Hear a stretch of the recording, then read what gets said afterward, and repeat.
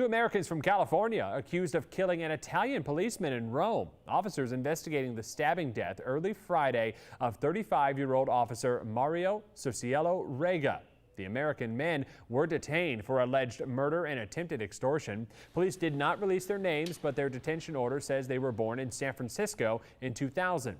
Investigators say the Americans snatched the bag of an alleged drug dealer in Rome after the man apparently gave them something other than cocaine, which is what they had thought they had bought. The alleged dealer called police, said he'd set up a meeting with the men to get his bag back. Police say there was a scuffle at the meetup site and that officer was stabbed 8 times.